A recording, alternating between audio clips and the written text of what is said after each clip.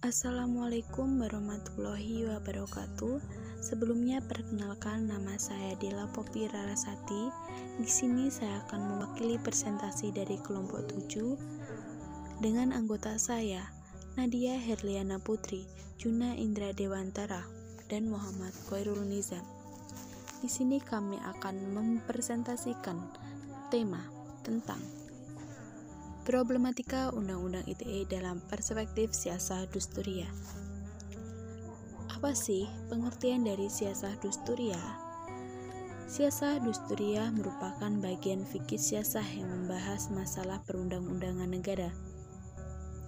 Dalam bagian ini dibahas antara lain konsep-konsep konstitusi, undang-undang dasar negara, dan sejarah lahirnya perundang-undangan dalam suatu negara. Legislasi, bagaimana cara perumusan undang-undang, lembaga demokrasi dan syura yang merupakan pilar penting dalam perundang-undangan tersebut. Tujuan dibuatnya peraturan perundang-undangan adalah untuk mewujudkan kemaslahatan manusia dan untuk memenuhi kebutuhan manusia. Problematika Undang-Undang ITE perspektif siasah dusturia. Di sini kami akan membahas tentang yang pertama, problematika Undang-Undang ITE. Yang kedua, perspektif siasah dusturia.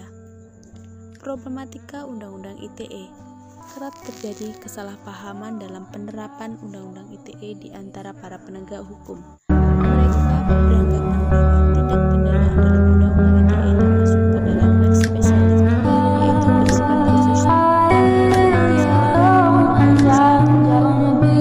dengan kata lain, ini berarti tindak pidana dalam cakupan Undang-Undang ITE masuk ke dalam tindak pidana khusus, sementara semua tindak pidana di luar KUHP adalah tindak pidana khusus. Menurut penelitian dijabarkan secara lebih jelas, sehingga anggapan perihal ketidakjelasan dan motivasi tidak terlontarkan kembali. Pada pasal 45 dan 46 yang berhubungan dengan pasal 27 pun hanya merupakan penjelasan tentang hukuman, pidana penjara, serta denda yang diberlakukan bagi para pelanggar pasal 27, 28, dan 29. Pemerintah mencoba menjelaskan persoalan tersebut dengan adanya revisi undang-undang, yakni Undang-Undang ITE nomor 19 tahun 2016. Pasal 27 mengalami beberapa perubahan. Perspektif siasah dusturia.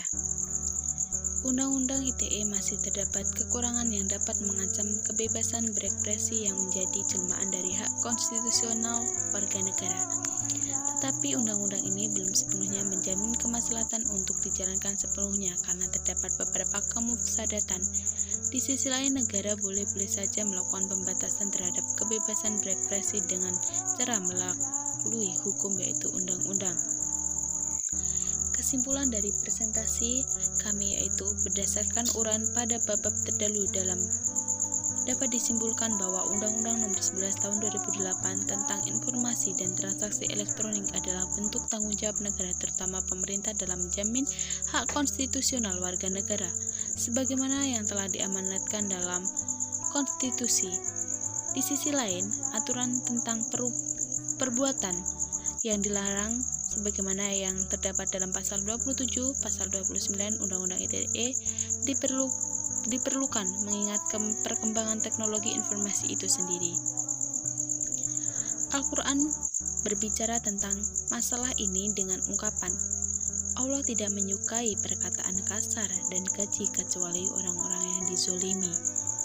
Menyebarkan informasi dengan maksud untuk menimbulkan rasa kebencian atau permusuhan individu maupun kelompok masyarakat tertentu berdasarkan atas suku, agama, ras, dan antara golongan adalah sesuatu yang bertentangan dengan jaminan pengakuan serta penghormatan atas hak dan kebebasan orang lain, dan bertentangan pula dengan tuntutan yang adil sesuai dengan pertimbangan moral, nilai-nilai agama, keamanan, dan ketertiban umum dalam suatu masyarakat yang demokratis.